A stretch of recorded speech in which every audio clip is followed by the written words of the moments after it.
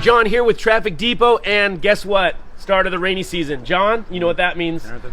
Extra tips and caution when you're driving. That's for sure, especially the first rain, because the first rain picks up all the oils that have been sitting there collecting right there. So be especially cautious during the first rain.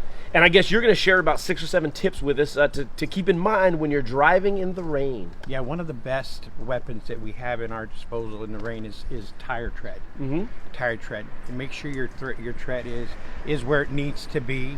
And we usually do that with what we call the penny method. So if you turn the penny upside down and put it in the thread, and if you could see any part of Lincoln's head, or if you can see the top part of his head, you probably need new treads, new tires. All right, now John, let's get out of the rain, get in the car where it's dry, and let's show some safe rain driving tips. Excellent.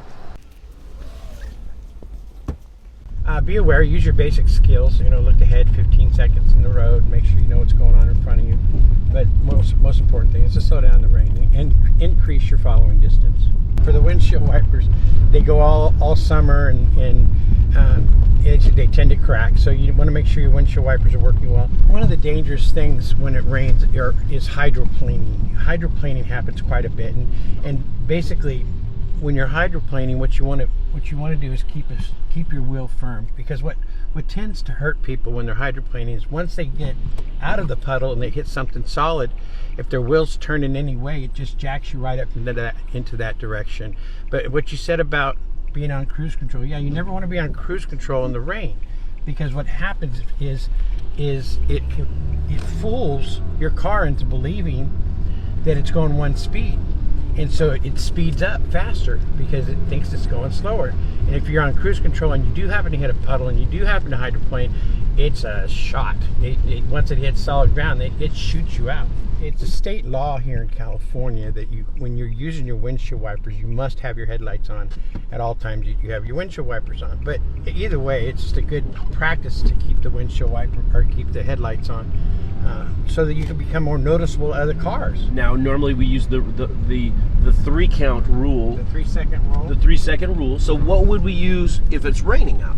Well, I like to use the 5 second rule, to be honest with you. Some of the instructors have 10 second rules. And again, it depends on the traffic that you're in, the following distance, the type of road you're on.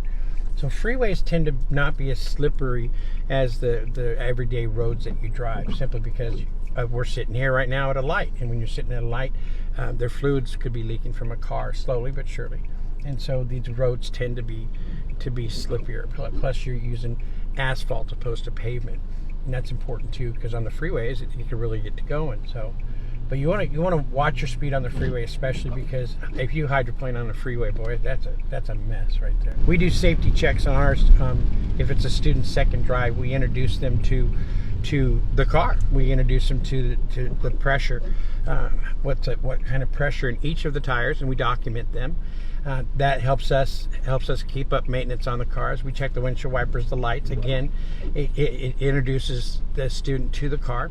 We show the student how to check the oils, how to check the brake fluids, how to check the power steering and the windshield fluid. So they know all that on their second lesson with us. It's mandatory that we do that. You don't want to drive in lane number 1 when it's raining. You want to try to avoid that, because that's where it tends to puddle. That's how the streets are designed. They're designed in a tent-type fashion so that it puddles down there in the curb, and then it runs into the drainage. All right, John, thank you so much for taking us out driving in the rain and giving us those rainy day safety tips. Very important. Obviously, you guys teach that at traffic school here at Traffic Depot. Yes. It's funny. Sometimes when it's raining, the parent will call up and say, I don't want my kids to take their lesson in the rain. So wait a second, you hit the jackpot, bro.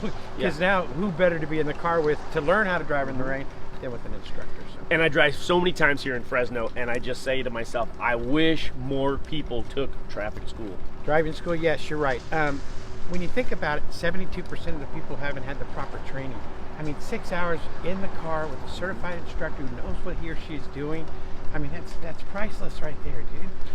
It is, and people need to register, get all the information online, check it out, trafficdepot.rocks. Where safety is our specialty. Awesome. John, thanks again. No problem.